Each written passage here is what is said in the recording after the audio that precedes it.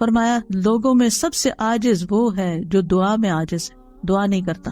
اور خوشحالی اور آسودگی میں زیادہ دعائیں کرنی چاہیے، ذکر کی کثرت کر دینی چاہیے، کیونکہ ذکر کی وجہ سے اللہ تعالیٰ مشکل کو آسان کر دیتا ہے، تنگی کو آسانی میں بدل دیتا ہے، مشقتیں کم ہو جاتی ہیں. جب کسی مشکل کام پر اللہ کا نام لیا جاتا ہے تو وہ مشکل آسان ہو جاتی ہے. کسی مشقت پر اللہ کا ذکر کیا جاتا ہے تو مشقت آسان ہو جاتی ہے. کسی سختی پر اللہ کا ذکر کیا جاتا ہے تو وہ زائل ہو جاتی ہے. کسی تکلیف پہ اللہ کا ذکر کیا جاتا ہے تو وہ ختم ہو جاتی ہے. اللہ کا ذکر کرنا غم اور پریشانی دور کرنے کا ذریعہ ہے. ذکر کی کثرت کریں. اللہ تعالیٰ فرماتے ہیں لولا تستغفرون اللہ لعلکم ترحمون. کتنی چھوٹی سی کتنی پیاری آیت ہے. لولا تستغفرون اللہ، تم اللہ سے استغفار کیوں نہیں کرتے؟ لعلکم ترحمون، تاکہ تم پہ رحم کیا جائے. یعنی تم استغفار کرو گے تو تمہاری طرف اللہ کی رحمت آ جائے گی. اور تنگی کیسے پیدا ہوتی ہے؟ انسان کے گناہوں کی وجہ سے، اپنے ہی اعمال کی وجہ سے، یا پھر اللہ کے ذکر سے روگردانی کی وجہ سے. وَمَنْ أَعْرَضَ عَنْ ذِكْرِي فَإِنَّ لَهُ مَعِيشَةً ضَنْكًا. پھر یہ کہ عبادت کے لیے وقت نہ نکالنے کی وجہ سے بس دنیا دنیا دنیا. اللہ تعالیٰ فرماتے ہیں اے ابن آدم، تم اپنے آپ کو میری عبادت کے لیے فارغ کر لو، میں تمہارے دل کو بے نیازی سے بھر دوں گا، میں تمہارا فقر دور کر دوں گا. لیکن اگر تم ایسا نہیں کرو گے تو میں تمہارے دونوں ہاتھوں کو کام میں مشغول کر دوں گا، اس کے باوجود تمہارا فقر دور نہیں کروں گا. جو شخص صرف دنیا کی فکر کرتا ہے اس کے معاملات سلجھنے کی بجائے بگڑنا شروع ہو جاتے ہیں.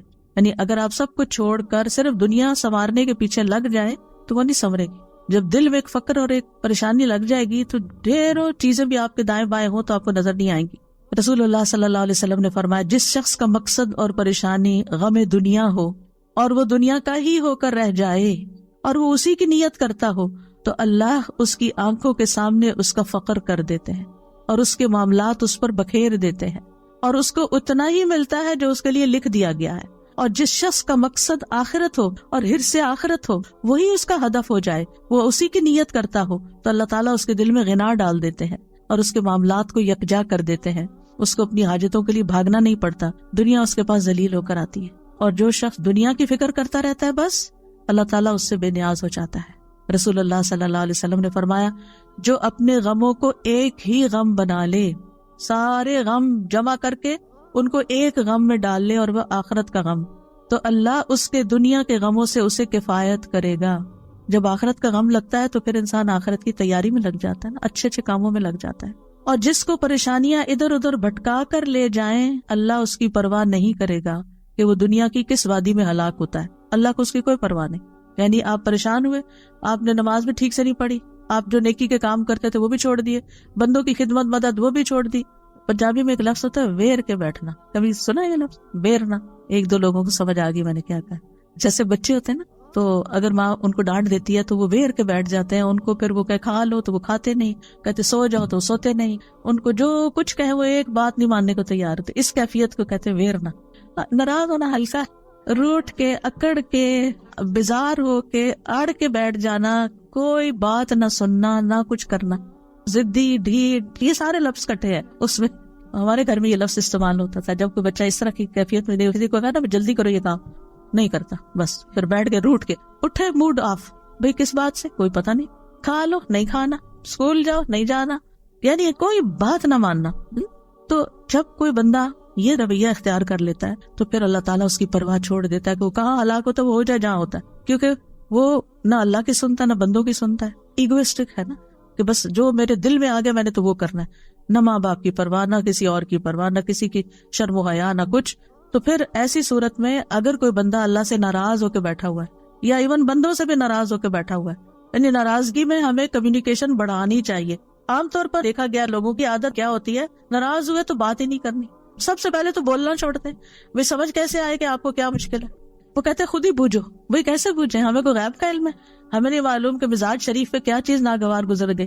تو یہ چیزیں کسی اور کو نقصان نہیں دیتی، یقین کریں یہ جو کرتا ہے اسی کو نقصان دیتی. اللہ تعالیٰ بھی اس کی پرواہ چھوڑ دیتا ہے اور بندے بھی ایک دو دن ناز نخرے اٹھاتے ہیں پھر اس کے بعد چھوڑ دیتے ہیں کہ یہ تو اپنی ہی ماننے والا ہے، جب اس کا اپنا موڈ ٹھیک ہوگا تو وہ ٹھیک ہو جائے گا خود ہی، چھوڑو اس کو. اپنے اس خول سے باہر نکلنا ہے، انا سے باہر نکلنا ہے، اپنی غلطی ڈھونڈنی ہے. اس طرح کی جو کیفیات نا اصل میں شیطان کی طرف سے آتی ہے اور شیطان انسان کا سب سے بڑا دشمن ہے. وَأَمَّا مَن بَخِلَ وَاسْتَغْنَى، یہ اس کی ایک تفسیر ہے. وَكَذَّبَ بِالْحُسْنَى، نیکی کی بات، کوئی مشورہ، کوئی نصیحت، سب جھٹلا دی، فَسَنُيَسِّرُهُ لِلْعُسْرَىٰ، ہم اس کے لیے اور مشکل پیدا کریں گے۔ تو ہمیں آخر میں دعائیں بھی مانگنی چاہیے۔ کون سی دعائیں فائدہ دیتی ہیں؟ ایک تو یہ ہے سورۃ کہف والی جو میں نے سب سے پہلے بتائی، ربنا آتنا من لدنک رحمتا وہیئ لنا من امرنا رشدا۔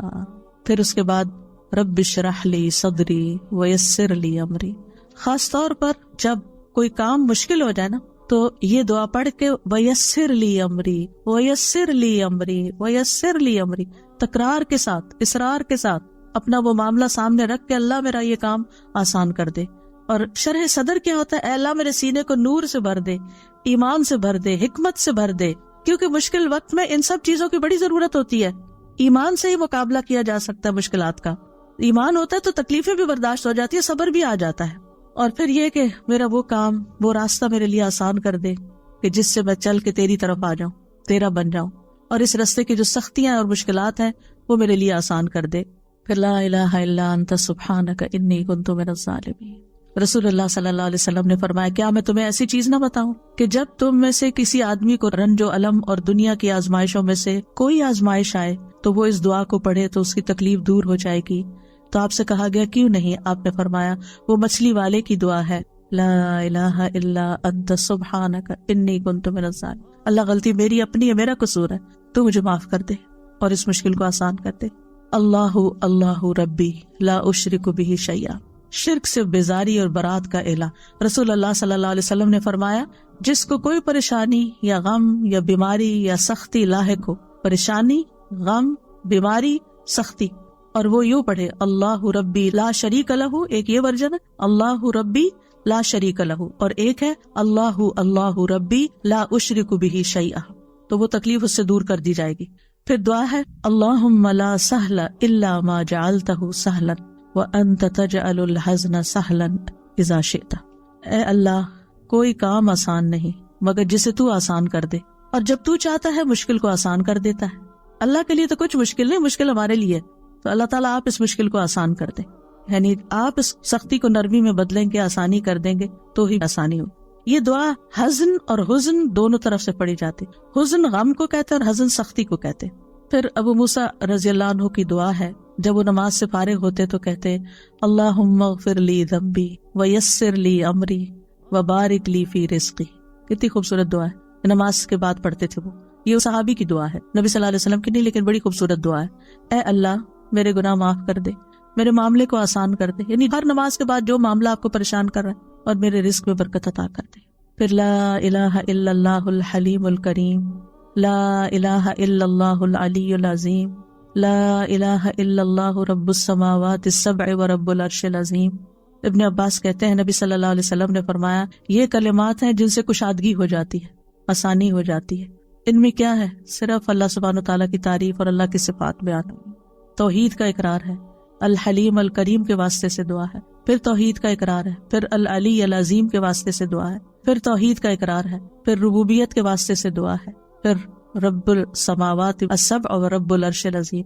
بس انسان پریشان ہوتا ہے نا تو سمجھ میں نہیں آتی مانگے کیا کہیں، تو اس طرح اللہ کا ذکر شروع کر دینا چاہیے۔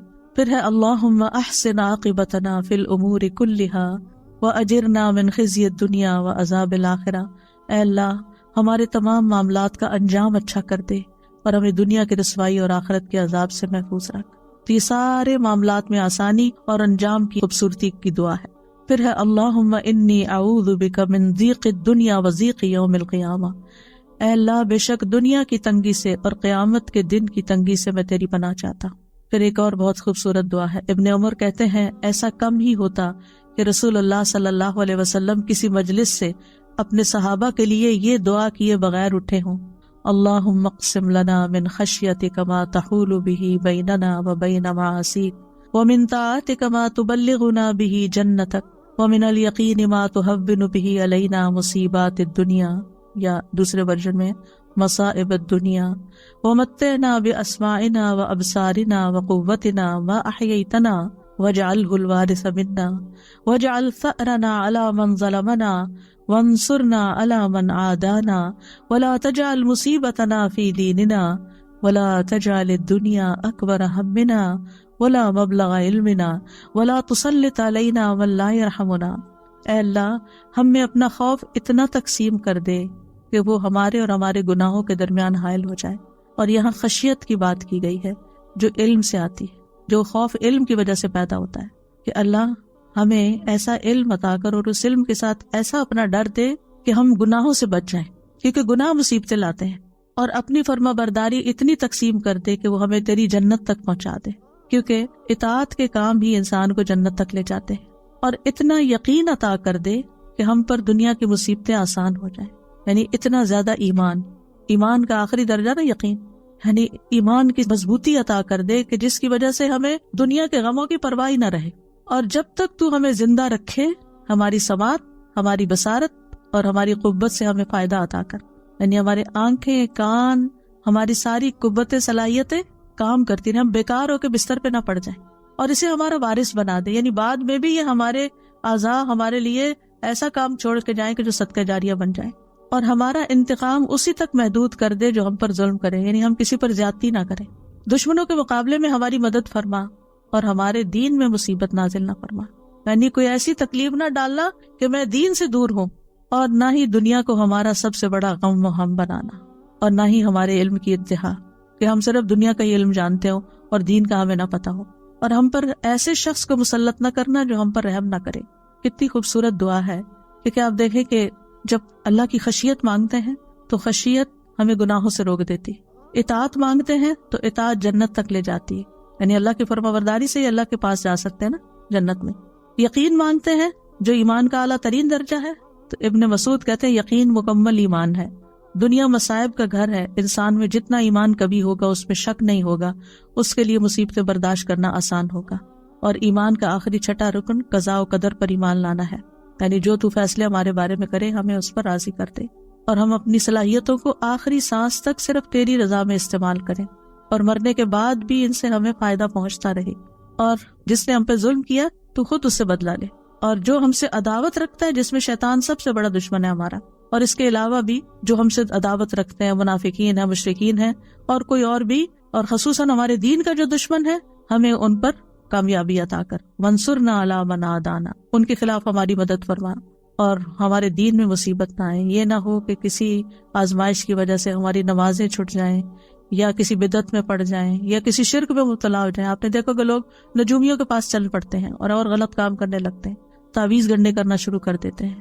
تو اللہ تعالیٰ ہمیں دین کے معاملے میں کسی آزمائش میں مبتلا نہ کرنا، یا یہ کہ دین کا وہ کام جو ہم کر رہے ہیں کسی ایسی آزمائش میں نہ ڈالنا کہ ہم نیکی اور خیر اور بھلائی کے کاموں میں پیچھے رہ جائیں، اور دنیا کو ہمارے علم کا منبع نہ بنا دینا. یعنی ہم دین کا رستہ چھوڑ کے صرف دنیا کے نہ ہو کے رہ جائیں، اور ہمارے اوپر کسی ایسے حکمران کو مسلط نہ کرنا کہ جو ہم پر رحم نہ کرے.